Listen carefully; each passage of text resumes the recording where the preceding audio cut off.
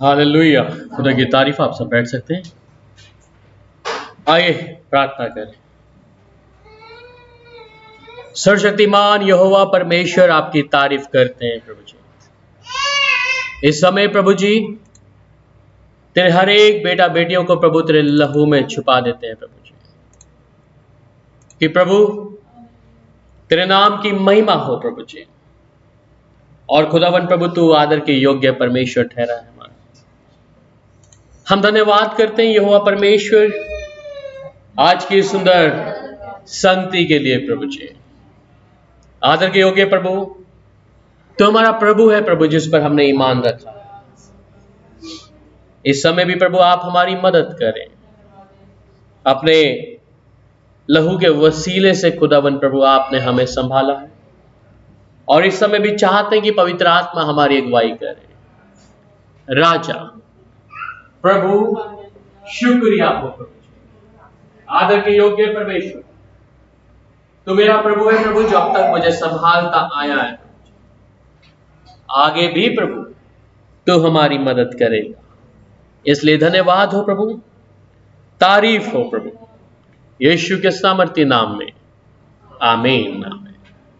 खुदा की तारीफ हो सर्वशक्तिमान परमेश्वर की। एक बार फिर से परमेश्वर अपनी महान उपस्थिति में मुझे और आपको लेके आए। आइए आज के कलाम की ओर हम लोग बढ़ेंगे। और हमारे जीवन में कई बार पाप और परीक्षाएं और समटाइम ट्रायल्स ऐसा रहा है। और इसमें एक एग्जाम्पल जब हम लेते हैं, जो अक्सर हम जब बात करते हैं टेम्पटेशन की और परीक्षाओं की, और इसमें जब हम अय्यूब के विषय में ज़्यादा बात करते हैं कई बार कि वो वफादार रहा हर एक चीज़ों में।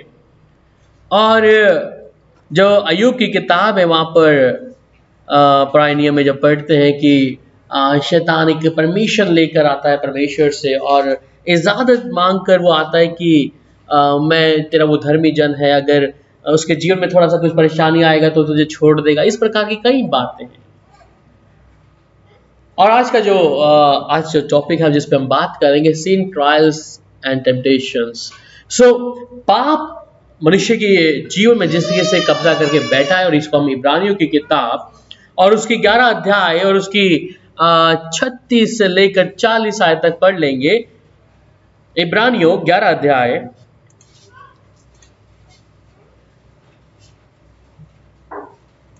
कई ठट्ठों में उड़ाए जाने और कूड़े खाने, वरन बांधे जाने और कैद में पड़ने के द्वारा परखे गए, पथराव किए गए और आरे से चीरे गए, उनकी परीक्षा की गई, तलवार से मारे गए।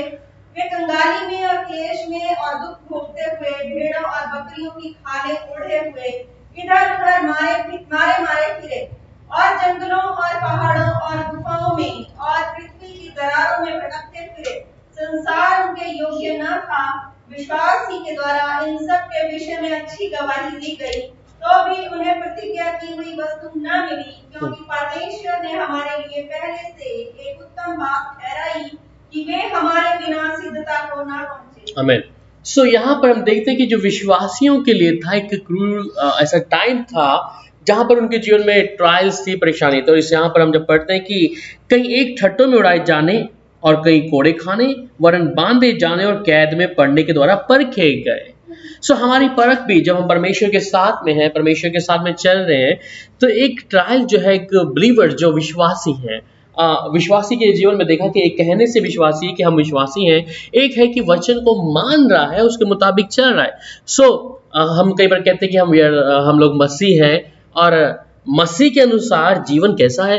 पर इसमें जो सही परख के विषय में हम बात कर रहे हैं कि यहाँ पर जो कई लोग थे, और कई बाइबल में लिखता है इस बारे में कि बहुत से लोग होंगे जब ऐसे ये ट्रायल्स और परीक्षाएं आएंगी, लोग कहेंगे कि हम प्रभु को नहीं जानते हैं।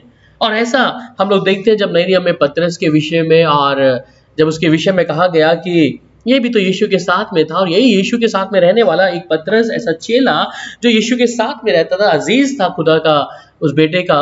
और वहां पर जब उसके देखा कि अब यहाँ पे प्रॉब्लम आने वाली है, तो उसने क्या किया कि मैं नहीं जानता हूँ, जब अपने हाथ सेक रहा है वहां पर बैठकर, पर मसीह जीवन के साथ में क्या हम तैयार हैं उस ट्रायल्स में आने के लिए, उस परीक्षाओं में आने के लिए? मैं ये नहीं कहूँगा कि सबके लिए सताव है, पर एक यहाँ पर जब हम अगर प्रभु के साथ में चल रहे हैं, इसलिए हम लोग कई बार कहते हैं कि यीशु के साथ में चलना क्या है? एक चोट भरा मार्ग है, जिसके विषय में हम लोग इब्रानी में पढ़ते हैं कि वो इब्रानी भाषा का शब्द है चोट से निकलता हुआ रास्ता, जिसे हम एक साकेत मार्ग भी बोलते हैं।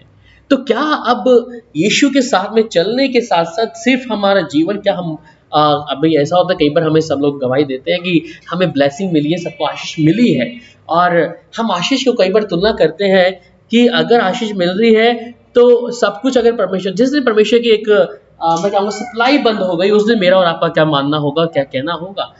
अक्सर हम लोग कहते हैं कि प्रभु ने हमारे लिए ऐसा किया, अच्छी बात है किया, पर अगर जिस दिन सप्लाई रुक गई, जिस दिन परमेश्वर नहीं दिया, उस दिन आप क्या कहेंगे? तो इस चीज़ के लिए भी हम लोग क्या करें? तैयार रहें, राइट ना?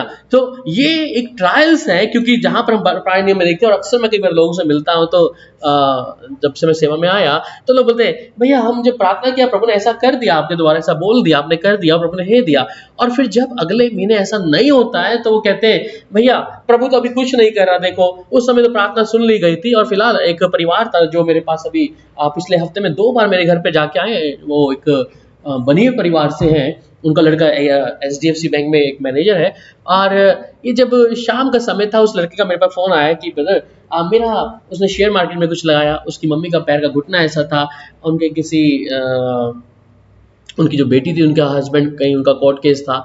तो जब मेरे पास उसने फ़ोन पे प्रार्थना करवा के, और उन्होंने क्या किया, इसको स्वीकार किया, और स्वीकार करते ही क्या हुआ, लड़के का जो शेयर मार्केट था उसमें थोड़ा ज़्यादा उसमें प्रॉफिट हो गया उसी दिन, और उसका पैर का घुटना ठीक गया। उनका मेरे पास 7:30 बजे, मेरा 8 बजे का प्रार्थना बजे बैठने का टाइम होता है, और वो कहते हैं कि ब्रदर हम अभी आ जाएँ आपके पास? मैं ठीक है, अगर आप आना चाहते हैं तो आ सकते हैं। और जैसे आया तो लड़का वो पैरों पे पड़ गया, उधर आते ही मेरे दरवाज़ा जैसे ही घर का खोला, उसकी माँ भी, कहते हमने तो प्रभु को देख लिया। मैं कहा नहीं जी, प्रभु को नहीं देखा, आप तो प्रभु के दास के पास आए। और कहता नहीं हमने बस देख लिया जी प्रभु। तो अंदर स्वीटी, आप लोग सब ऑनलाइन 8 बजे मीटिंग थी, तो स्वीटी अंदर प्रार्थना, कहते अंदर कुछ मंदिर बनाया है क्या आप लोगों ने? क्या? मैं कहा मैं हूँ मंदिर, चलता फिरता मंदिर हूँ। तो वो लोग बस आए और आके ये धन्यवाद करके चले गए। तो नेक्स्ट डे उसकी बेल होनी थी उसके लड़के की, और उन्होंने जब बोला कि एक प्रार्थना विषय ये भी है कि मेरी जो लड़की है उसके हस्बैंड का बेल होना है, अगर आप प्रार्थना कर दें। और प्रार्थना किया, मैं कहा इतने दिन बाद इतना हो जाएगा, जाओ चले जाओ। दूसरे दिन ये लड़के का बेल 12:30 बजे मैं बैठा था, तो फ़ोन आ गया कि वो छूट गया। वो कहते हैं आज भी आना चाहते हैं, तो आ गए उस हिसाब से, और वो भी बस अपने हिसाब से जो उनका विश्वास धन्यवाद करके चले गए। कहने का मतलब है कि जब प्रभु हमारे लिए कुछ करता है, क्या हम तभी, मैंने उनको बोला कि आप चर्च में आइए, घर पे तो चलो ठीक है वेलकम है, पर आप चर्च में कलीसिया में आके अपनी गवाही दें। कुछ लोगों का मानना है कि जब प्रभु की सप्लाई है, जो प्रभु की ब्लेसिंग है वो आती रहती है, तब तक हम भी वफादार रहते हैं। क्या हम वैसे विश्वासी हैं कि जब अगर परमेश्वर की ब्लेसिंग, जिसे हम ब्लेसिंग बोलते हैं, अगर वो रुक गई, क्या हम तब भी वफादार रहेंगे? तो यहाँ पर सवाल है।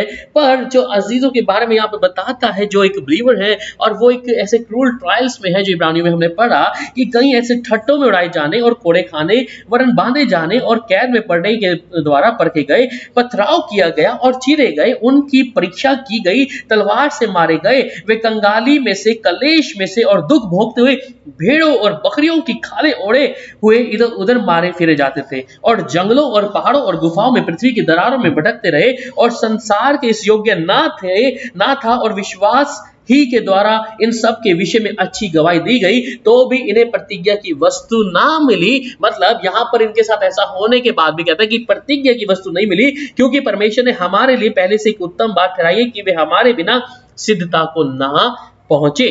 तो यहां पर ये जो लोग थे वफादार थे, ईमान थे, दुख तकलीफ इनके जीवन में, पर वफादारी थी इनके जीवन में। पर सवाल अभी आ जाता है कि अगर मेरे जीवन में अगर परीक्षाएं आ रही हैं, तो कौन से स्वभाव से आ रही है, मैं क्या परमेश्वर के लिए कर रहा हूं? और वहीं पर बाइबल में लिखता है कि जब आप याकूब की पत्री और उसका 1 अध्याय और उसकी 2 आयत से लेकर 5 आयत तक पढ़ते हैं, ट्रायल्स कम द रिफाइनर्स। तो जब भी हमारे जीवन में परीक्षाएं आती हैं, प्लीज कोई भी पढ़ देगा बुलंद आवाज में। क्योंकि यदि एक पुरुष सोने के छल्ले और सुंदर वस्त्र पहने हुए तुम्हारी सभा में आए, और एक कंगाल बेमैली कुचले कपड़े पहने हुए आए, और तुम उस सुंदर वस्त्र वाले मुंह को देखकर कहो, तू वहाँ अच्छी जगह बैठ नहीं नहीं नहीं जाओ। नहीं, याकूब 1 अध्याय 2 से 5। हे मेरे भाइयों, जब तुम नाना प्रकार की परीक्षाओं में पड़ो तो हम्म इसको बुरे आनंद की बात समझो। हम्म ये जानकर कि तुम्हारा विश्वास के परखे जाने से धीरज उत्पन्न होता है, पर धीरज को अपना काम पूरा करने दो कि तुम पूरे और सिद्ध हो जाओ और तुम्हें किसी बात की घटी ना लगे। अमेन। तो यहाँ कहते हैं हे भाइयों, जब तुम नाना प्रकार की परीक्षा में पढ़ो तो इसको पूरे आनंद की बात समझो। अब आनंद की बात मैं समझू क्या? मेरे पास प्रभु की अब तक ब्लेसिंग आशीष रही है, पर एक दिन अगर प्रभु ने वो आशीष नहीं दी या मेरे जीवन में ऐसा नहीं हुआ जो मेरे मन के अनुसार है, तो मैं सवाल प्रभु को क्या कहूँगा? उल्हाने देने के लिए। पर परमेश्वर कलाम यहाँ पे कहता है कि जो रिफाइनर्स हमें रिफाइन करता है कि जब परीक्षा हमारे जीवन में है, अगर दुख, जो चीज अब तक आप मांग रहे हैं और आपको नहीं मिला है, तो आपका स्वभाव कैसा है परमेश्वर से? उसी प्रेम को रखा है या फिर प्रभु को लाना दे रहे हो? प्रभु, मैं तेरे साथ इतना उपवास, इतना प्रार्थना, इतना विनती किया, इतनी बार तेरे भवन में गया, इतना भेंट और दशमांश भी दिया, प्रभु तूने अब तक कुछ नहीं किया। मैं ये बातें सुन चुका हूं, इसलिए आपके सामने उदाहरण दे रहा हूं कि लोग इस प्रकार का ताना परमेश्वर को देते हैं। पर याकूब 1:2 में वो क्लियर कर देता है कि हे भाइयों, जब तुम नाना प्रकार की परीक्षा में पढ़ो तो इसे आनंद की बात समझो। सो ट्रायल कम्स, मतलब कि जब ट्रायल्स और परीक्षा आती है, वो मेरे लिए एक अलग परमेश्वर के पास जाने के लिए, हर चीजों पे मेरे पाप के ऊपर विजय पाने के लिए मेरे लिए बहुत इंपॉर्टेंट रोल है। जब भी हमारे जीवन में ट्रायल्स आती है, अक्सर मसीह लोग कहते हैं, अरे वो तो मसीह में था, वो एक विश्वासी था, वो एक प्रभु का दास था, वो इसकी बीमारी क्यों आ गई, वो ऐसा प्रॉब्लम में क्यों आ गया? कई बार ऐसा होता है। याद रखें कि परमेश्वर के साथ में चलने वाले लोगों के जीवन में हमेशा दुख या तकलीफ तो रहेगी, क्योंकि परमेश्वर निखार रहा है, परमेश्वर हमें रिफाइन कर रहा है। इसका मतलब अगर हम बोलते हैं कि परमेश्वर अगर उस सोने को आग की भट्टी में डालता है तो वो निखर के साफ आ रहा है, तो हम ये नहीं कह सकते शायद इसने गुनाह किया है, इसने पाप किया है, ये सबसे ज्यादा प्रार्थना करते थे पर इनके साथ दुख ज्यादा है। हम इस चीज से कभी कंपेयर नहीं कर सकते। चाहे प्रभु का दास उसको हार्ट अटैक आकर मर गया, नहीं, हम नहीं जानते प्रभु की क्या प्लानिंग है। पर एक विश्वासी के तौर पे हम ऐसा होता है, इसने जरूर पाप किया होगा इसलिए इसको ऐसा हो गया, इसके घर में इसलिए ऐसा हो गया। हम अक्सर ये चीज करते हैं, पर जैसे ग्रेट ट्रायल्स है, वो ग्रेट एक रिफाइन कर रहा है परमेश्वर, उसे बना रहा है। और ऐसा सिर्फ प्रभु के दास के लिए नहीं है, मेरे और आपके लिए भी है, हम विश्वासियों के लिए भी है। अगर जीवन में कोई परीक्षा या दुख हमारे जीवन में ट्रायल चल रही है, तो वहां कहता है कि हे मेरे भाई, जब तो नाना प्रकार की परीक्षा में पढ़ो तो इसे आनंद की बात समझो। और मैं सोचता हूँ कि हम बहुत लोग कम हैं जो इसे आनंद समझेंगे। घर में दुख हो रहा है, शरीर मेरा ठीक नहीं है, मेरा बिजनेस लॉस है, मेरी नौकरी में प्रॉब्लम आ रही है, हम कहें प्रभु क्या हो गया यार, हम तो दुखी हो गए हैं। और अक्सर जो अंधविश्वास वाले, जो अधूरे लोग हैं, वो यही बात कहते हैं कि हम जब अन्य जाति में थे तो हमें कभी ये प्रॉब्लम नहीं थी, पर यीशु को जैसे ग्रहण किया तो मेरे घर में भी ये प्रॉब्लम आने लग गई है। मेरे घर के लोग, मेरी पत्नी, मेरे बच्चे, मेरे माता पिता ये बोल रहे हैं कि तू यीशु को क्या ग्रहण किया भैया, तब से हमारे जीवन में ये प्रॉब्लम आने लगी है, हमारे घर में सब कुछ घाटा होने लग गया है। पर एक खास मकसद है परमेश्वर का, वो रिफाइन कर रहा है। वो परमेश्वर क्या कह रहा है, तुम इसे आनंद की बात समझो। और इसलिए आगे कहता है, तो इसको पूरे आनंद की बात समझो, ये जान कर कि तुम्हारे विश्वास के परखे जाने से धीरज उत्पन्न हो रहा है। मुझे उस ट्रायल्स के लिए, मुझे अगले चरण के लिए जाने के लिए क्या करना है, अपने आप को डालना पड़ेगा उसमें। मैं कई बार बोलता हूं कि एक व्यक्ति, एक बच्चा अगर है, आप सीधा +1 कर नर्सरी पढ़कर +2 में नहीं पहुंच जाते, आप सिर्फ पहली क्लास करके सीधा 12वीं में नहीं पहुंच जाते। उसके लिए माता पिता अपने बच्चों के ऊपर धन कर रहे हैं, वेस्ट नहीं बोलूंगा, जो नहीं पढ़ रहे उनके लिए वेस्ट है, पर जो धन दे रहे हैं और वो बच्चा वहीं की वहीं है। या अगर एक अच्छा बच्चा है जो पढ़ रहा है 1 क्लास से, उसके जीवन में क्या, वो अपने आप को ज्यादा बिजी रखेगा पढ़ाई लिखाई में, वो अगली कक्षा में जाने के लिए रखेगा। उसको मालूम है मुझे अपना नींद छोड़ना पड़ेगा। आजकल हम वही कर रहे हैं, आज सुबह की सुबह प्रार्थना है, शाम की प्रार्थना है, प्रभु के सामने हम अपनी नींद को छोड़ रहे हैं, अपने समय को छोड़ रहे हैं। कारण क्या है कि परमेश्वर ने जो हमारे लिए रखा है वो हमें मिल जाए। मेरे जीवन की जो कमियां है, मेरा जो पाप का स्वभाव है, मेरे अंदर जो कमजोरियां है, अगर मेरे अंदर नाना प्रकार की परीक्षा में पड़ा हूं, तो परमेश्वर मुझे क्या करे, उसमें से बाहर निकाल दे।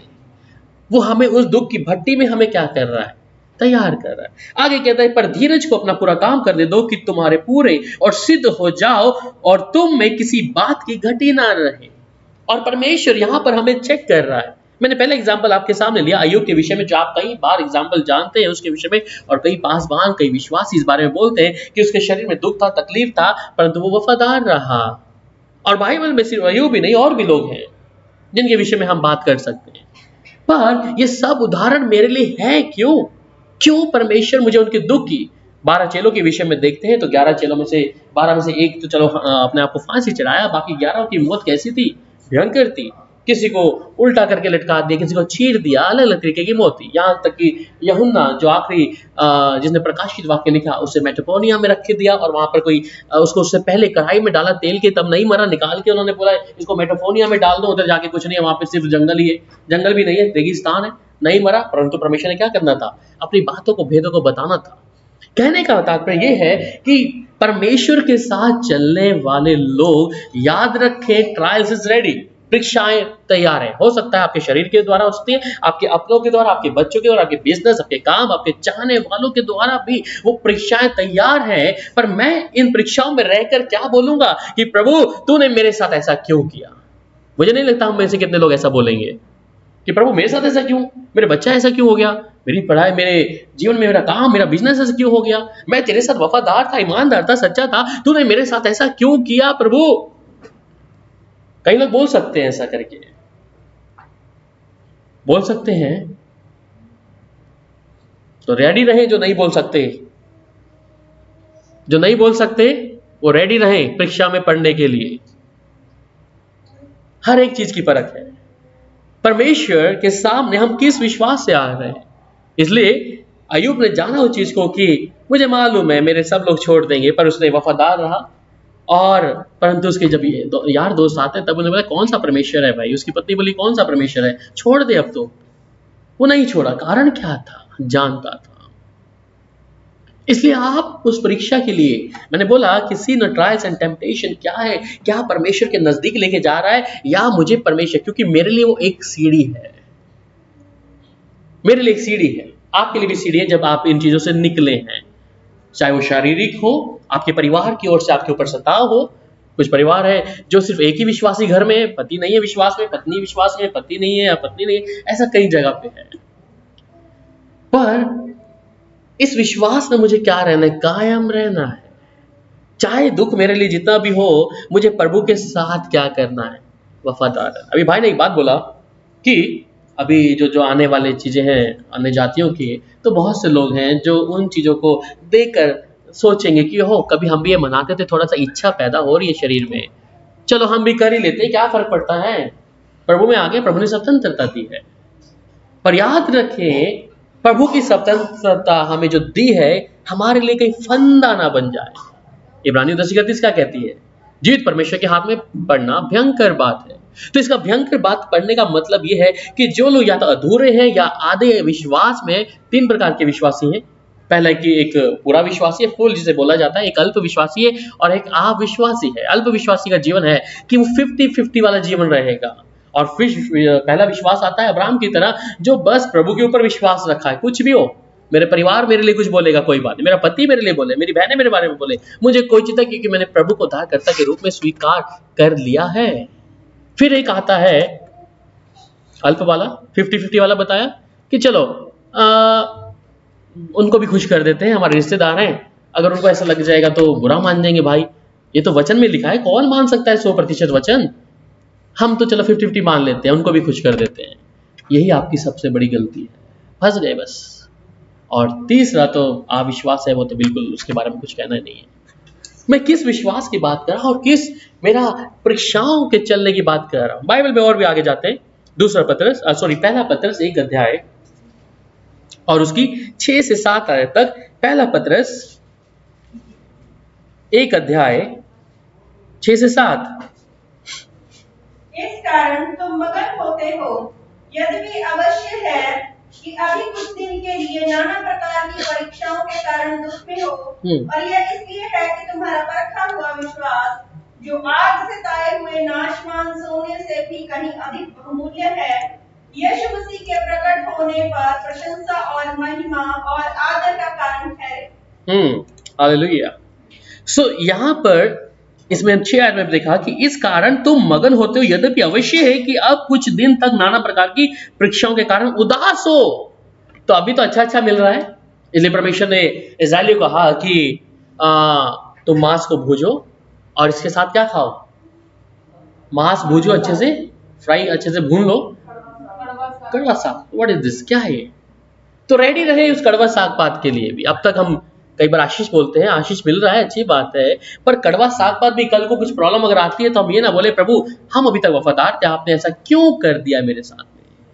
ये सवाल का जवाब हम परमेश्वर पर ना दें, इसलिए उसने कह दिया कि इस कारण तुम मगन हो, यद्यपि अवश्य है कि अब कुछ दिन तक नाना प्रकार की परीक्षाओं के कारण उदास हो।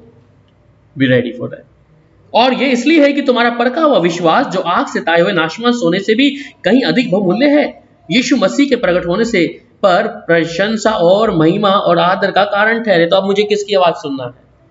मुझे परमेश्वर की आवाज सुनना है। अभी ये नहीं ओ प्रभु मेरा परिवार इसको मैं थोड़ा सा ठीक कर लूं, ये जैसा कह रहे हैं इसकी तरह भी चल लूं।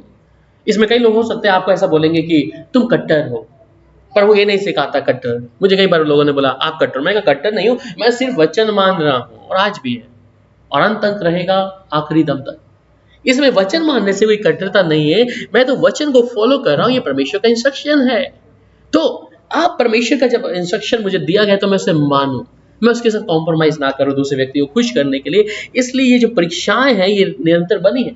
बाइबल में और लिखता है, उसके बारे में और पढ़ते हैं, जहां पर पहला पद 4 अध्याय उसकी 12 से 16 आयत में जब देखते हैं तो यहाँ पर we are the partaker with the Jesus suffering. तो यहाँ पर यीशु ने भी सहा है, ठीक है जी। हे प्रियो, जो दुख रूपी अग्नि तुम्हारे परखने के लिए तुम में भड़की है, इससे यह समझकर अचंभा ना करो कि कोई अनोखी बात तुम पर बीत रही है जी। पर जैसे जैसे मसीह के दुखों में सहभागी होते हो आनंद करो, जिससे उसकी महिमा के प्रकट होते समय भी तुम आनंदित और मगन हो। फिर यदि मसीह के नाम के लिए तुम्हारी निंदा की जाती है तो तुम धन्य हो, क्योंकि महिमा का आत्मा जो परमेश्वर का आत्मा है तुम पर छाया करता है।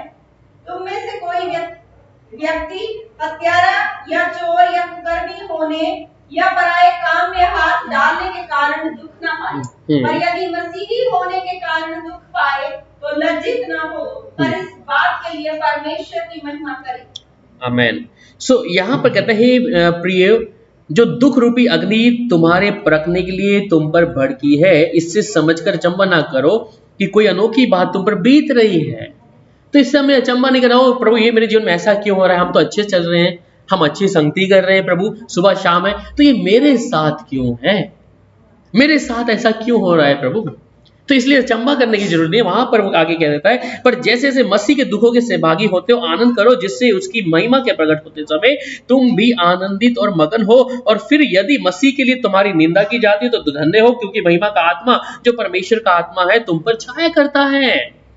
सो डोंट वरी, लोग बोल रहे हैं आपके लिए, बोलते रहे, पर आप उनके साथ कॉम्प्रोमाइज ना करें कि चलो इनको खुश करना है भाई। हम जब मेरी शादी हुई तो स्वीटी हम लोग इनके परिवार में जाते थे गोविंदगढ़ में, और अक्सर इनकी मम्मी बोलती थी अरे तुम्हारे लिपस्टिक क्यों नहीं है, तुम्हारे ये क्यों नहीं है। तो ऐसा सवाल कई बार कि लोग क्या कहेंगे, इनका पूरा फैमिली जो है सरदार फैमिली, पूरी गली सरदार लोग इनके रिश्तेदारी है, वो कहते हैं कि वो क्या सोचेंगे, तू ऐसे आ गई है, वो क्या सोचेंगे। उसे दे दिया जो जवाब देना था। आज भी हम ऐसे ही जाते हैं जैसे हैं, पर किसी की हिम्मत नहीं कि भैया ये नई लड़की भी आज शादी हुई और कल ऐसे आ रही है बिना कुछ नहीं लगाए ऐसा करके। कारण हमें उनका देखकर मेरा जीवन नहीं बचा है, मैंने उद्धार उनके जीवन के द्वारा नहीं पाया है, या मेरे लिए वो नहीं अपना जीवन देकर मुझे प्रभु के पास लाया है, मेरे लिए यीशु मरा है और मैं यीशु के लिए हूं। बस मेरा स्वभाव ये होना है। लोग क्या आपके बारे में बात कर रहे हैं उसके विषय में मेरे को बात करनी है। ये मैं कहूंगा इसे अल्प विश्वास या आधा विश्वासी कहेंगे कि चलो थोड़ा प्रभु की ओर झुक जाओ, थोड़ा इधर की झुक जाओ। और ये व्यक्ति सबसे घातक है कि जब परीक्षाएं आएंगी, तकलीफें आएंगी, तो ये सबसे पहले वहां से भाग जाएंगे और फिर उनके लिए वो ग्रेट रिवार्ड नहीं है। पर जो उससे पहली वाली कैटेगरी जो पूरा विश्वास में, वो उसकी बात की चिंता नहीं करे। तुम बोलते रहो भाई जो मेरे बोलना है, हमने जो प्रभु के लिए दिया है प्रभु के लिए कर दिया अपने जीवन को। सो यहाँ पर यीशु के विषय में बता रहा है कि फिर यदि मसीह के नाम से तुम्हारी निंदा की जाती है तो तुम धन्य हो, और क्योंकि महिमा का आत्मा जो परमेश्वर का आत्मा है तुम पर छाया करता है।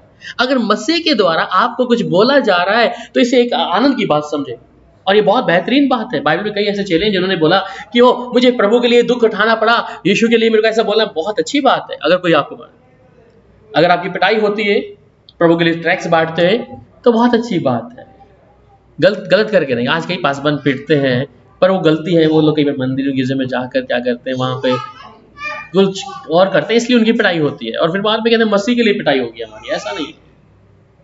मसीह के लिए अगर दुख जाना है तो परमेश्वर ने उतनी आपके लिए महिमा भी रखी है। और वो कहता है he is my faithful servant.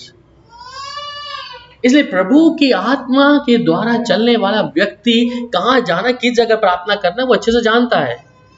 वो किस अन्य जाति को कैसे जवाब देना है। हम कंपेयर में लग जाते हैं, तुम्हारा ऐसा, तुम्हारा ऐसा, हमारा ऐसा नहीं। इसलिए प्रभु की आत्मा के अनुसार चलेंगे तो प्रभु उसमें मदद करेगा। अभी परसों एक पास्टर गोली मार दिया गुजरात में, उससे पहले पंजाब में हो रहा है, इतना सारी चीजें। कारण क्या है हमें नहीं मालूम, कहाँ पे क्या प्रॉब्लम है हमें नहीं मालूम। किसने बोला किसी का रंजिश था पुराना, ऐसा किसी पास्टर ने ऐसा बोला। तो ऐसी कई सारी न्यूज को हम देख रहे हैं। और फिर बात आती है अरे ये तो पास्टर था, चर्च में गोली मार दी, इसको इसलिए गलत किया। नहीं, क्या हुआ है हमें नहीं मालूम। प्रभु के लिए हमने क्या दिया है, प्रभु के लिए हम क्या बोल रहे हैं, क्या कर रहे हैं। पर एक हिस्सा है बाइबल में लिखा है कि ट्रायल्स जो हैं, परीक्षा है, वो हमारी अगले चरण के लिए है। पर मैं इस चरण को लेने के लिए क्या तैयार हूं। फिर दूसरा पतरस उसकी 2 अध्याय और उसकी 7 से 9 आयत में क्या कह रहा है, just we can read it. दूसरा पतरस 2 अध्याय 7 से 9। और धर्मी लूत को जो अधर्मियों के अशुद्ध चाल चलन से बहुत दुखी था, छुटकारा दिया। जी। क्योंकि वह धर्मी उनके बीच में रहते हुए और उनके अधर्म के कामों को देख देख कर और सुन कर हर दिन अपने सच्चे मन को पीड़ित करता था। Yes, so God able to rescue the righteous। अब अगर आप ऐसी संगति में, लूत के विषय में आप सब जानते हैं कि लूत अपने परिवार के साथ में था और जिसमें जगह पे वो रहता था सदोम और अमोरा, वो जगह जो थी, और जब परमेश्वर के दूत उसके घर में भी पहुंचे, और तब भी वो दूतों को, जब दूत उसके घर के अंदर एंटर हो गए और बाहर जो लोग थे उस समय वो पाप जो उनके जीवन में था, और वो कह रहे हैं, लूत को आवाज लगा रहे हैं कि क्या कर, इन दूतों को बाहर भेज के हम इनके साथ क्या करें, भोग करें। और लूत जब हद मान गया, उसने बोला कि अब क्या करूं। उसने बोला तुम मेरी बेटियों को ले जाओ, इन दूतों के साथ कुछ ना करना। ये एक ऐसी स्थिति थी, ऐसी जगह पे रह रहा है जहां पे पाप इतना ज्यादा है, और पर परमेश्वर ने उसके लिए, यहाँ पे कहता है God is able to rescue the righteous people, कि उसने दूसरा पद 2:7 में लगाया कि उसने जो अपने धर्मी को क्या कर दिया, ऐसी संगति से बाहर निकाल दिया। उसके लिए भी प्रॉब्लम थी, समस्या थी। आपके शायद जीवन में भी समस्या हो सकती है, परंतु परमेश्वर ने एग्जिस्ट भी निकाला है, उसका दीवार भी लगाया है। ये है ट्रायल्स की हमारे जीवन में जब ट्रायल्स आती हैं, परीक्षाएं आती हैं, पर वो ट्रायल्स है तो इसे आनंद की बात समझे। हम ये ना बोले कि प्रभु ये मेरे जीवन में ऐसा क्यों हो गया है। वो धर्मी था लूत भी, और उसको शायद बहुत सी बातें सुननी पड़ती होंगी जब लोग, उसका परिवार उसके साथ में, सिर्फ एक वही परिवार था। परमेश्वर ने जब उसको नाश करना सदोम और अमोरा को, परमेश्वर दूतों को भेजा। और यहाँ पे अब्राहम भी जब बात कर, क्या एक जन के द्वारा प्रभु तू उन पूरे जगह पे दया नहीं कर सकता। परमेश्वर कहता कर सकता हूँ। क्या इतने के द्वारा आप अगर उस बारे में पढ़ा है, वो कहता अगर 10 हो, अगर 20 हो, अगर 30 हो, अगर 1 हो, क्या आप उन पे दया करेंगे। कहता हाँ, एक के द्वारा भी मैं दया कर सकता हूँ। और यही था, लूत वहां पर एक व्यक्ति ही था जो उसका परिवार था, और ये परमेश्वर ने उन लोगों के बीच में से, वो धर्मी था, उसको क्या किया, बाहर निकाला। इसलिए हमारी स्थिति क्या है, हम किस देश में हैं, किस जगह पे हैं, किस परिवार में हैं, हमारे अपने कैसे हमसे बात करते हैं, इसकी हम चिंता नहीं करना। क्योंकि हमारा परमेश्वर यीशु के द्वारा मैंने उद्धार पाया है। मेरे लिए और कोई नहीं मरा, कोई पास्टर मेरे लिए नहीं मरा, कोई और इंसान मेरे लिए नहीं हुआ सिवाय यीशु मसीह के लिए। इसलिए मैं उससे क्यों मुकरूं। मैं तैयार रहूं उस ट्रायल्स के लिए। प्रभु अगर ये मेरे को और आत्मा में मजबूत करने के लिए, तो मैं इसे स्वीकार करता हूं। और बाइबल में ऐसे कई उदाहरण हैं जिसके विषय में जिन्होंने वो चीजों को स्वीकार किया है। यूहन्ना बपतिस्मा देने वाले की गर्दन काटी गई, हालांकि वो भी परमेश्वर खास था। इसे एक ऐसा नबी भी बोला जाता है, इसे एलिया भी बोला जाता है कि वैसा था। पर परमेश्वर की कहे हुए बातों की उसको एक इसे बोलते मार्टर, मतलब कि शहीद होना भी होगा। पर उन्होंने ये नहीं, उन्होंने रिप्लाई दोबारा नहीं दिया, ओ प्रभु हम तो तेरे लिए आए थे, परमेश्वर तू अभी ऐसी मौत दे रहा है हमको क्या। इसलिए हम जिस परिस्थिति में हैं उसमें प्रभु का धन्यवाद करें कि हमारे लिए परीक्षा है। तीसरी बात आता है यहाँ पर, जो कई बार जो परीक्षाएं हैं, और इसको आप पढ़ लेंगे तो याकूब 1 अध्याय उसकी 13 से 15 में कि टेम्पशन इज नॉट अ सिन, मतलब कि जो परीक्षाएं वो सिन नहीं है, पाप नहीं है। कई बार हम सोचते हैं ये परीक्षा मेरे पाप के द्वारा आई है, तो तो परमेश्वर कभी किसी की परीक्षा नहीं लेता, आप खुद। So but Satan use them to cause us to sin, we must resist temptation to sin. तो अब क्या है कि जो ये टेम्पटेशन जो हमारे जीवन में परीक्षाएं आती है, ये हमारे पाप के द्वारा नहीं है कि हमने पाप किए तो परीक्षाएं। जी, पढ़ लेगा कोई भी याकूब 1 अध्याय और उसकी 13 से 15 आयत तक। जब किसी की परीक्षा हो तो वह यह न कहे कि मेरी परीक्षा परमेश्वर की ओर से होती है। यस, क्योंकि ना तो बुरी बातों से परमेश्वर की परीक्षा हो सकती है और न वह किसी की परीक्षा आप करता है जी, परंतु प्रत्येक व्यक्ति अपनी ही अभिलाषा से खींचकर और फंसकर परीक्षा में पड़ता है। फिर अभिलाषा गर्भवती होकर पाप को जनती है और पाप जब बढ़ जाता है तो मृत्यु को उत्पन्न करता है। आमेन। हे मेरे प्रिय भाइयों, धोखा न खाओ, क्योंकि हर एक अच्छा वरदान और हर एक उत्तम दान ऊपर से है। ठीक है, 15 तक। यहाँ पर ये देख रहे हैं कि जब किसी की परीक्षा हो तो ये ना कहे कि परीक्षा परमेश्वर की ओर से होती है। तो परमेश्वर किसी की परीक्षा आप नहीं लेता है। अगर वो परीक्षा ले रहा है तो हमारा बाप कहाँ है? फिर आप अपने बच्चों की परीक्षा लेते हैं? तू बाहर खड़ा हो जा एक बार, कान खड़े, अपना हाथ मुर्गा बन के, तू अंदर आएगा तब मैं फिर तुझे रोटी दूंगा, थोड़ी देर 1 घंटा ऐसा खड़ा रहे। परमेश्वर क्यों परीक्षा देगा मेरी और आपकी? हम कई बार उपवास रखते हैं तो हम कई बार बोलते हैं कि चलो उपवास रखते हैं, शायद परमेश्वर खुश हो जाएगा। क्या वो इससे भी खुश होगा? नहीं, कि तुम भूखे रहो भैया आज। अगर ये बोलते तुम भूखे रहोगे तब मैं तुम्हारी सुनूंगा, तो इसका मतलब क्या है कि पहले आपने देखा होगा, हम पहले वो मिथोलॉजी नाटक आते थे, वो एक पेड़ के नीचे एक पैर पे खड़ा या सिर ऊपर करके टांगे नीचे करके ऐसा करके या टांगे ऊपर करके, हाँ जी, वो क्या करके करते हैं, उसे बोलते हैं हठ योग। मतलब कि वो कई टाइम तक कि जब होता था फिर बाद में कोई चीज प्रकट होती थी, लो अब क्या वरदान तुझे चाहिए। प्रभु के साथ ऐसा नहीं है। आप भूखे रहे ना भूखे, उसमें कोई वो नहीं है, वो तो आपको तृप्त करने वाला परमेश्वर है। इसलिए यहाँ पे कहता है कि जब किसी की परीक्षा हो तो ये ना कहे कि परीक्षा परमेश्वर की ओर से होती है, क्योंकि ना तो बुरी बातों से परमेश्वर की परीक्षा हो सकती है और ना वो किसी की परीक्षा आप करता है। वो किसी की परीक्षा आप नहीं करता, परंतु 14 आयत में कहता है, परंतु प्रत्येक व्यक्ति अपनी अभिलाषा में खींचकर फंसकर परीक्षा में पड़ता है और फिर अभिलाषा गर्भवती होती है और पाप को जानती है और पाप बढ़ जाता है और मृत्यु को उत्पन्न करता है। सो यहाँ पर टेम्पटेशन इज नॉट अ सिन, वो एक पाप नहीं है कि परीक्षा अगर आपके जीवन में आ रही है, वो परमेश्वर की ओर से नहीं है कि अगर आपके जीवन में परीक्षाएं हैं।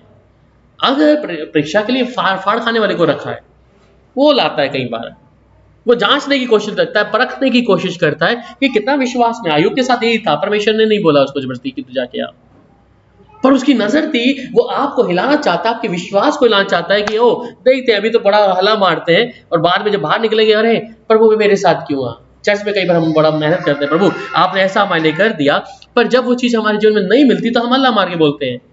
इसी प्रकार एक गवाही थी, एक औरत चर्च में आती थी और जब वो आती थी तो जब पासवान बोलता चलो हालेलुया बोलो जोर से, तो हालेलुया का जो हल्ला था वो जोर से मारती थी। 2-4 बार हफ्ते में आई। उसके बाद में उसके जीवन में क्या हुआ कि उन्हें प्रार्थना किया कि प्रभु मुझे 2 जोड़ी बैल चाहिए कि जिससे मैं अपने घर का निर्वाह कर सकूं। और जब 2 जोड़ी पास्टर ने बोला कि आपको परमेश्वर बैल देने जा रहा है 2 जोड़ी, तो उसने जोर जोर से हालेलुया हालेलुया बोल बोल के हल्ला मारा। पर बाद में क्या हुआ कि उसको 2 जोड़ी बैल नहीं मिले और फिर उसने एक स्वप्न देखा पासवान ने कि मैंने एक अजगर देखा और उसने तुम्हारे दोनों जोड़ियों बैलों को खा लिया, निगल लिया। और फिर वो ऐसे उदास हो गई एकदम से कि अब कुछ नहीं है, प्रभु कुछ नहीं करता। ये एक गवाही थी किसी के विषय में। पर जब उसके बारे में हम किसी के बारे में या कोई भविष्यवाणी बोलते हैं या कुछ कहते हैं भैया तुम्हारे साथ ऐसा है, तो हमारे अंदर एक ताकत आती है, ओ भाई प्रभु ने ऐसा बोल दिया है।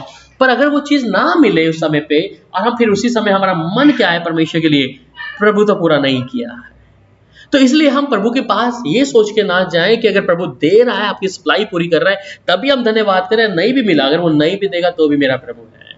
वो मुझे ठीक करे या ना करे तो भी मेरा परमेश्वर है, वो ठीक करने वाला परमेश्वर है। वो मुझे बरकत देने वाला परमेश्वर है, मुझे नहीं मिल रही तो भी ठीक है, देने वाला परमेश्वर है, क्योंकि है वो। तो जब हम इस ईमान में आते हैं कि हम परमेश्वर की ओर से, जब हमें कोई अगर परीक्षा है, अगर परमेश्वर ने मेरे लिए और आपके रखे, पहली बात तो देखा परमेश्वर परीक्षा नहीं लेता, पर फाड़ खाने वाला हमारे विश्वास को चेक करने के लिए जरूर करेगा कि अब क्या बोलता है प्रभु के लिए, ये अब क्या बोलेगी प्रभु के लिए। अगर आप कंफर्म है इस चीज के लिए कि प्रभु मेरे साथ में रहता है, प्रभु के जो वायदे किए हैं बाइबल में, एक एक वायदा उसका है, अगर वो मेरे से वायदा किया तो वो पूरा करने वाला योग्य परमेश्वर है, मैं उसके लिए डाउट नहीं करूंगा, मैं उसके लिए शक नहीं करूंगा, क्योंकि उसने कहा है तो वो कहता है मैं अपने कहे को पूरा ना कर लूं जब तक तुझे नहीं छोड़ूंगा। तो जब उसने कह दिया है तो फिर मन में शंका की चीज की, पर ये शंका डालने वाला, फाड़ खाने वाला क्या होता है, वो प्रभु के तक आप ना जाएं, प्रभु पे पूरे निर्भर ना होए, वो दुष्ट के ऊपर ही आप निर्भर हो जाओ, अरे पता नहीं प्रभु करेगा नहीं करेगा, मेरा ईमान खुदा के साथ में क्या है।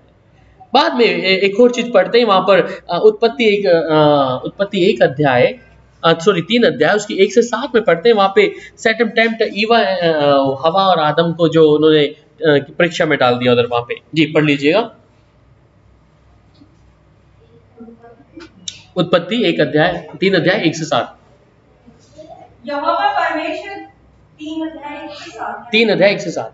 यहोवा परमेश्वर ने जितने बनाने पशु बनाए थे उन सब में सतबुद्ध था। उसने स्त्री से कहा, क्या सच है कि परमेश्वर ने कहा तुम इस वाटिका के वृक्ष का फल ना खाना? स्त्री ने सर्प से कहा, इस वाटिका के वृक्षों के फल हम खा सकते हैं, पर जो वृक्ष वाटिका के बीच में है उसके फल के विषय में परमेश्वर ने कहा है कि ना तो तुम उसको खाना और ना उसको छूना, नहीं तो मर जाओगे।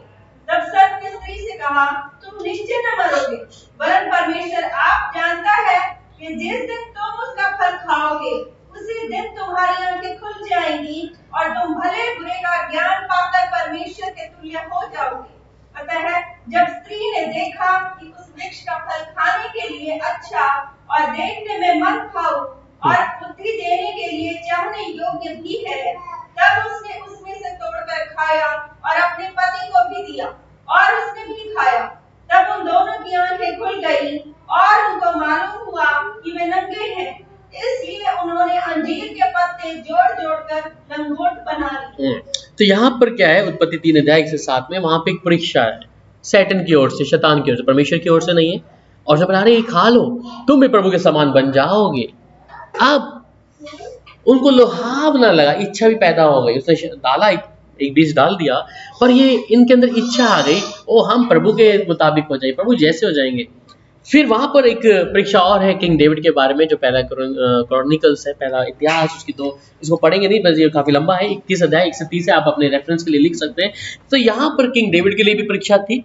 और अब दूसरा कुरिन्थियों और उसका 2 अध्याय उसकी 10 से 11 आयत में लिखता है, सैटन टेम्प्ट्स अस, और शैतान अब हमें क्या करता है, परीक्षा में डाल देता है। तो इसको पढ़ लेंगे, दूसरा कुरिन्थियों 2 अध्याय 10 से 11 आयत तक। जिसका तुम कुछ क्षमा करते हो उसमें भी क्षमा करता हूँ, क्योंकि मैंने भी जो कुछ क्षमा किया है तो हमारे कार्य मसीह की जगह में होकर क्षमा किया है, कि शैतान का हम पर दावा ना चले, क्योंकि हम उसकी युक्तियों से अनजान नहीं। ठीक है, अब ये क्या करें, शैतान का हमारे पर दावा ना चले क्योंकि हम उसकी युक्ति में अनजान नहीं है। तो हमें पता है पहले से कि वो क्या जानते हैं भी क्या। हाँ, अब मुझे मालूम, मुझे वो चीज नहीं देखना नहीं करना, पर मैं क्या कर रहा हूँ, मालूम है। अगर आप अनजान नहीं होते, ठीक है, मतलब आपको पता है इस चीज का और आपसे पता होने के बाद भी वैसा कर रहे हैं, तो हमारे लिए फिर परीक्षा है।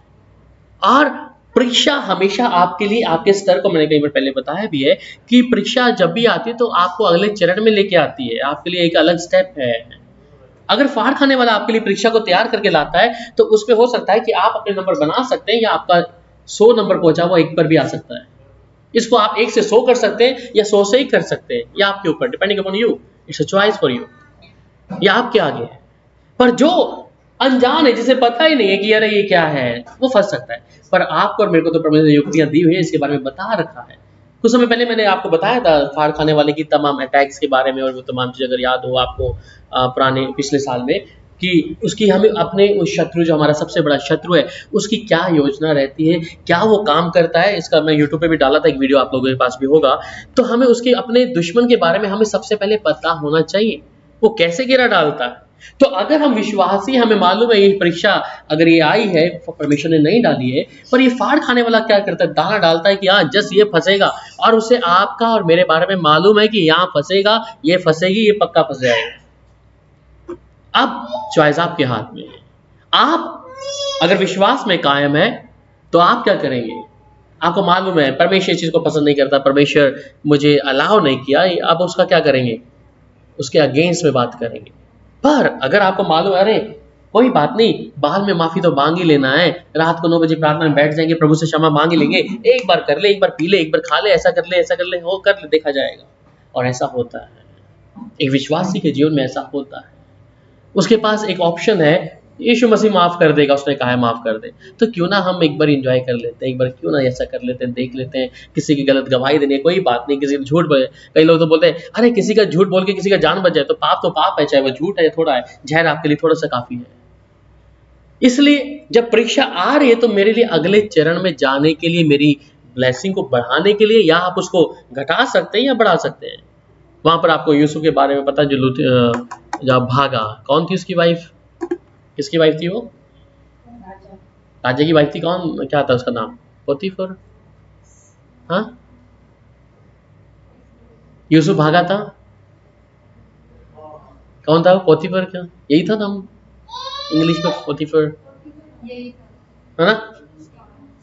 तो भागा वहां से। वो क्या था, उसने ये नहीं, रहे इनके पास पैसा है, राजा की पत्नी है, अब तो मुझे पैसा मिलेगा अगर इसके साथ मैं ऐसा कर लिया तो।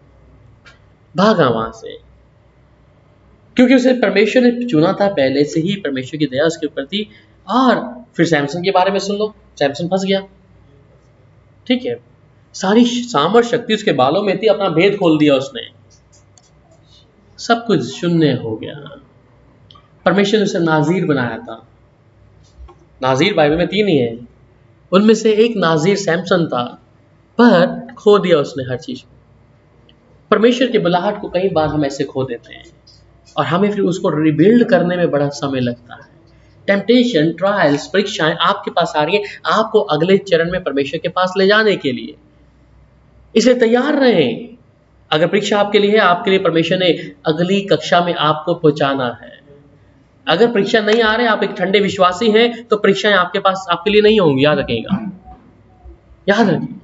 अगर जीवन में खलबली नहीं है तो समझिएगा कुछ नहीं है, प्रभु को पता है ये ठंडा है, इसको जितना मर्जी हिला ले, कुछ नहीं होने का, ये या तो पीछे ही चला जाएगा। फिर प्रभु कहते हैं तू शांत रह, ऐसी रह, तू ना तो ठंडा है ना गर्म है, तुझे उगलने पर हूं। हम कौन से हैं, उगलने पर है या गर्म है या ठंडे? इसलिए हम उस विश्वास में क्या रहें, कायम रहें, कि अगर फाड़ खाने वाला कोई युक्ति भी बनाता है तो उसमें परमेश्वर के साथ में वफादार रहे।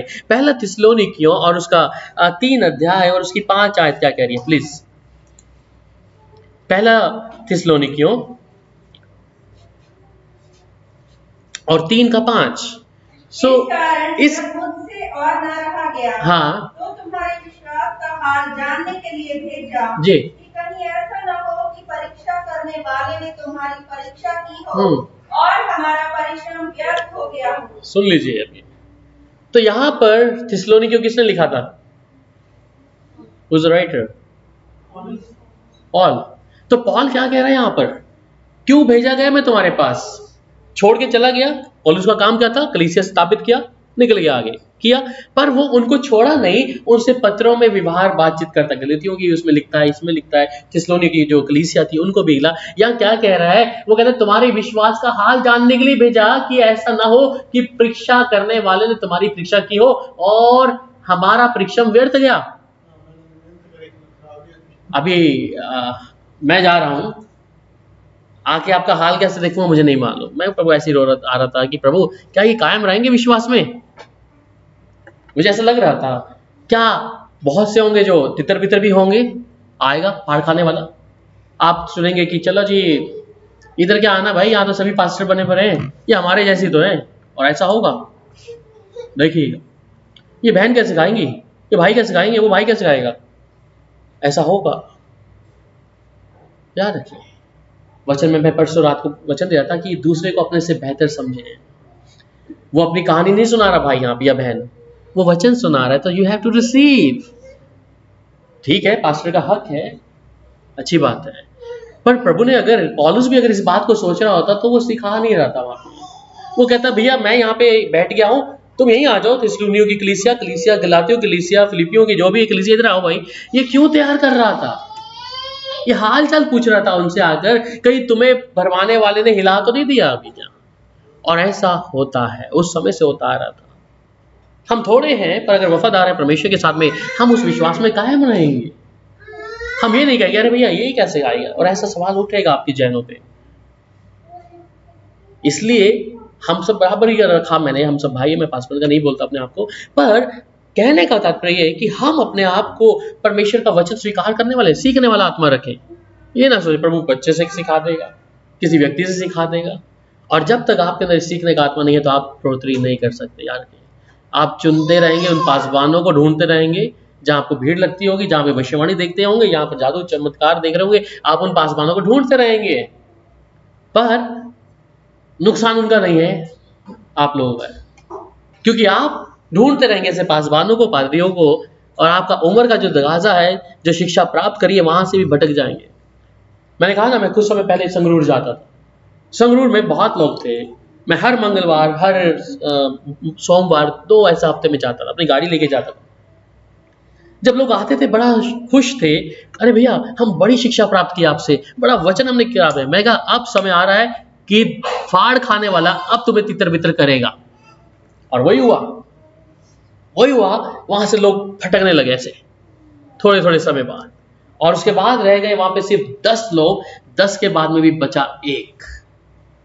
मैं 1 के लिए जाता था, दूसरे ढूंढ लिए अपने पासवानों के लिए, चाहे वो अमृतसर में या कहीं कहीं जा जाके ढूंढ लिए। कारण वचन नहीं मानना, वचन नहीं मानना। उनको बहुत तैयार किया, और मैंने उनको पहले ही बोल दिया। वो बोले भैया हम आपको छोड़ के नहीं जाएंगे। मैंने मुझे नहीं, यीशु को मत छोड़ना, मुझे तो छोड़ देना कोई बात नहीं, पर प्रभु के वचन को जो तुम्हें सिखाया है, जो बुनियादी बीज तुम्हारे हुए, उसको मत खोना। और मेरी कहीं भी बात हो क्लियर हो गई, आज वहां पर कोई भी नहीं है, मैं भी नहीं जाता। कारण तितर बितर हो गया सब कुछ। इसलिए प्रभु ने मुझे और आपको जब चुना है, मैं फिर से कहता हूं कि परमेश्वर की एक बुलाहट है हम सब जीवन में। आज जब पवित्र आत्मा बात कर रहा था, प्रभु बता रहा था कि 1,000 के बराबर होगा, याद रखेगा, 1,000 के बराबर होगा, यहां से खाली नहीं होंगे। इसलिए परमेश्वर की योजना के अंदर आप हैं। जिस दिन आप इस चीज को सोचेंगे कि मैं सबसे बेहतर हूं, मुझे उसका नहीं सुनना, इसका नहीं सुनना, ये क्या सिखाएगा, वो क्या बोलेगी, नहीं, आप बढ़ोतरी नहीं कर पाएंगे। पौलुस वहीं पर लोगों को सिखा रहा था, उनको सिखा रहा था कि उसे मालूम है एक है विरोधी, फाड़ खाने वाला।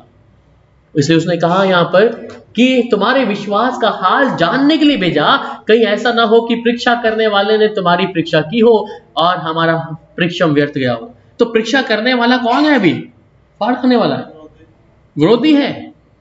वो हमारी परीक्षा कर रहा है कि देखते ही कितने प्रभु में बड़ी गवाही देते थे आगे, अरे हम प्रभु का वचन माना है जी, अब तक हम प्रभु के साथ चलेंगे, ऐसा करेंगे, और उसी में फंस गए।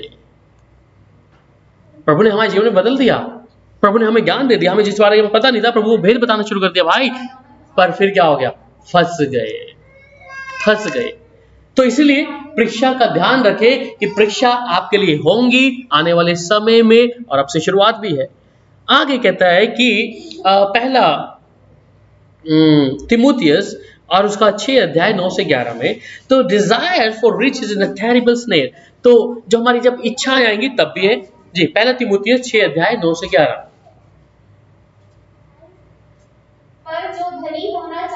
पर जो धनी होना चाहता है ऐसी परीक्षा और फंदे और बहुत सी व्यर्थ और हानिकारक लालसाओं में फंसता है, हाँ, जो मनुष्यों को बिगाड़ देती है यस, और विनाश के समुद्र में डुबो देती है। हाँ, क्योंकि रुपये का लोभ सब प्रकार की बुराइयों की जड़ है।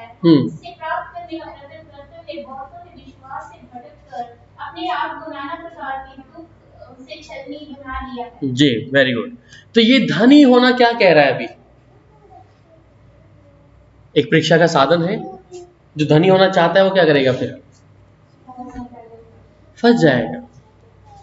धन आपकी इंपॉर्टेंट की चीज है, मैं उसे वो नहीं करता, उसे बस उतना ही रखें। बाइबल में कई जगह पे लिखा है कि प्रभु मुझे उतना ही दे, उतना ही मैं जितना रख सकूं, जितना खा सकूं, मुझे बस इतना ही सफिशिएंट, जितना मेरे इनफ हो। पर जब डिजायर्स, आपकी इच्छा है, यहाँ पे बाइबल में लिख रहा है कि desire riches is a terrible snare है, वो एक भयानक बात है एकदम से, अगर धन की डिजायर आपके अंदर आ गई है। सो ये बाइबल में लिखा है यहाँ पे, पर जो धनी होना चाहता है वो ऐसी परीक्षा में और फंदे और बहुतेरे व्यर्थ और हानिकारक लालसाओं में फंसते हैं जो मनुष्य के बिगाड़ देती हैं। ये लो जब धन आएगा, क्योंकि मैं उस चीज से निकला हूं, जब मेरे पास बैंक में जब पैसा था तो मैं अक्सर मेरा धन से कुछ बहुत बहुत चीजें किया, और प्रॉपर प्रभु का वचन से तो दूर ही था।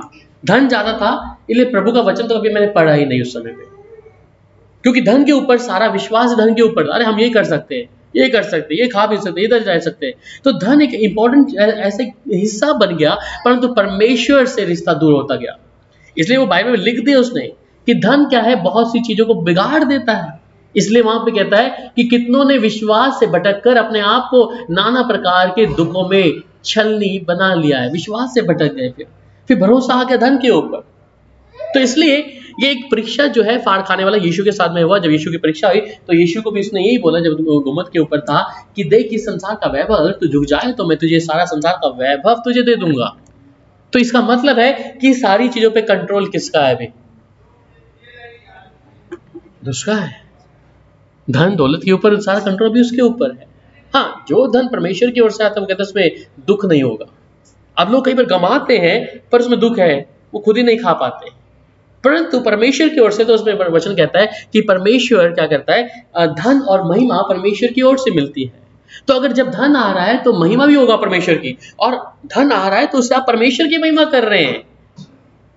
अगर दुष्ट की ओर से आपका मन पहले तो कंजूस होगा, फिर दूसरा आप अपने लिए योजना बनाएंगे, ऐसा करेंगे, और फिर इतना उसमें डूब जाएंगे कि प्रभु से आप कोसों दूर चले जाएंगे। इसलिए बाइबल में लिखा है कि प्रभु इतना ही दे जितना मैं रख सकूं। तो ये एक परमेश्वर ने बना के रखा है, जो एक सिनेरियो देखते हैं कि परमेश्वर के लिए, मेरे लिए सबसे पहले परमेश्वर है। तो टेम्पटेशन जो है, परीक्षाएं जो है, इस प्रकार से लोगों के जीवन में आ सकती है। तो बाइबल में और भी इस बारे में है। तो पहला सैमुएल 15 अध्याय उसके 20, जहाँ पे राजा साउल के बारे में है। प्लीज पहला सैमुएल 15 अध्याय 20 आय से लेकर 26 तक। पहला सैमुएल 15 अध्याय 20 आय। शमूएल से कहा, हाँ, इसलिए मैंने यहोवा की बात मानकर जिधर यहोवा ने मुझे भेजा उधर चला और अमालेकियों के राजा को ले आया हूँ और अमालेकियों का सत्यानाश किया है। परंतु प्रजा के लोग लूट में से भेड़ बकरियों और गाय बैलों अर्थात नष्ट होने की उत्तम उत्तम वस्तुओं को गिलगाल में तेरे परमेश्वर यहोवा के लिए बलि चढ़ाने को ले आए। शमूएल ने कहा, क्या यहोवा होम बलियों और मेल बलियों से उतना प्रसन्न होता है जितना कि अपनी बात के माने जाने से प्रसन्न होता है? यस। तो मानना तो बलि चढ़ाने से और कान लगाना मेंढों की चर्बी से उत्तम है। देख, बलवा करना और भावी कहने वालों से पूछना एक ही समान पाप है, और हट करना मूर्तों और गृह देवताओं की पूजा के तुल्य है। तूने जो यहोवा की बात को तुच्छ जाना, इसलिए उसने तुझे राजा होने के लिए तुच्छ जाना है। यस। क्या गलती किया यहाँ पे शाऊल ने? सबने पढ़ा है, सुना है? क्या गलती कर रहा था? क्या गलती करी यहाँ पे शाऊल ने? क्या नहीं करना तो क्या कर दिया उसने? परमेश्वर से बोला था क्या करना है तूने, खत्म। और ये क्या कर रहा है? ये एक अपनी धारणा से ही जा रहा है कि चलो प्रभु के लिए अर्पण कर दूंगा। प्रभु ने जो बोला है उसको अपने वे में ले लिया कि प्रभु को अर्पण कर दूंगा मैं। इसलिए प्रभु ने क्या कहा कि तू अब तुच्छ है। ये गलती थी उसकी। क्यों बाइबल में ये तमाम चीजें लिखी है कि जो परमेश्वर कहा है हम उतना ही कर रहे हैं। जब आप अपने समझ का सारा लेके, अरे मैं तो परमेश्वर के लिए ऐसा करूंगा, इवन यहां तक कि दाऊद बोल रहा था कि मैं तो परमेश्वर का भवन बनवा दूंगा, और क्या बनवा पाया? नहीं बनवा पाया। गलती थी। कहां गलती थी? क्या किया उसने? हाँ जी, हाँ, मैं विचार किया। शायद ये गलतियां उसको क्या कर दिया, परमेश्वर ने उसको अजीज बोला, पर परमेश्वर ने जो जिस चीज से वो निकला था, जिस शुरुआत से उसकी उम्र, छोटी उम्र से लेके चल रहा था ना, वो परमेश्वर उसको बचपन से इस्तेमाल कर रहा था। शेरों के सींगों के कहीं उसने मुंह फाड़े, जबड़े तोड़ दी, गोलियत को मार डाला। परमेश्वर जिस प्रकार से उसे बचपन में ऐसे चल रहा था, पर जब उसका एक गुनाह आ गया तब परमेश्वर का थोड़ा क्राइटेरिया बदल गया। तू नहीं बनाएगा भवन, तू नहीं बनाएगा, पर तेरा वंश, तेरा आने वाला बेटा बनाएगा उसको। परमेश्वर कितना पर्टिकुलर है अपने कामों का करने का, कि अगर हम जरा सी गड़बड़ करते हैं, और मैं सोचता हूं हम तो बहुत ज्यादा गड़बड़ करते हैं, इनसे ज्यादा करते होंगे। प्रभु जितना बोलता है हम उतना नहीं करते, उसे ज्यादा कर देते हैं, अपनी दिमाग को लगाते हैं बुद्धि से। तो ये एक गुनाह उसने किया शाऊल ने, कि परमेश्वर ने मना किया। इसने क्या किया, अरे ऐसा कर दूं, जो भेड़ बकरियां कैटल्स हैं ये सब आम चीजें क्या करूंगा परमेश्वर को अर्पण करने के लिए, बड़ी तगड़ी तगड़ी है, प्रभु के लिए ऐसा कर दूंगा अपनी सोच। और परमेश्वर ने क्या बोला कि तू मेरे लिए अब तुच्छ है। इसलिए जब हम प्रभु की उपस्थिति में हैं, प्रभु के साथ में, हम क्या करें, अपने आप को परमेश्वर के हाथ में रखें। पहली चीज था कि हम उस ट्रायल्स में, जो भी परीक्षाएं हमारे जीवन में आती हैं, उसमें परमेश्वर का हम कभी उल्हाना न दें, क्योंकि परमेश्वर की ओर से परीक्षाएं कभी भी नहीं है, दुष्ट की ओर से है। इसलिए हम प्रभु का धन्यवाद करें, प्रभु अगर तेरी ओर से हम स्वीकार करते हैं, अगर ये फाड़ खाने वाले ने हमें प्रभु दूसरी चीजों में उलझाने ही रखे, तो हमें हुक्म देते हैं यीशु के नाम से दूर जाने के लिए। तो इसलिए जब हम प्रभु के साथ में होंगे, इन ट्रायल से, टेम्पटेशन से, परीक्षाओं से प्रभु हमें निकालेगा, पर हमें वचन के लिए एक एक पल के लिए चौकस रहना पड़ेगा। जहाँ चौकसी नहीं है, वहां पर दुष्ट आराम से आपके परिवार में, आपके घरों में दाखिल हो सकता है, वचन टूटते ही। तो इसलिए हम प्रभु के साथ में क्या रहें, वफादार रहें, और हर एक परीक्षा में उसके साथ मजबूत बने। आइए प्रार्थना करते हैं। हालेलुया। सर्वशक्तिमान परमेश्वर यहोवा, आपका धन्यवाद हो, तारीफ हो प्रभु जी। इस समय हम सब भाई बहनों को प्रभु आपके लहू में छुपाते हैं। खुदावन प्रभु, आज के कलाम के लिए प्रभु, उन परीक्षाओं में, उन टेम्पटेशन में प्रभु जो भी रही है पिता, अपने आप को प्रभु तेरे हाथों में सौंप देते हैं। पूरी रीति से प्रभु आप हमारी रखवाली करें प्रभु जी, आप हमारी मदद करें पिता परमेश्वर, कि आपके वचन के मुताबिक प्रभु हमारा जीवन हो जाए।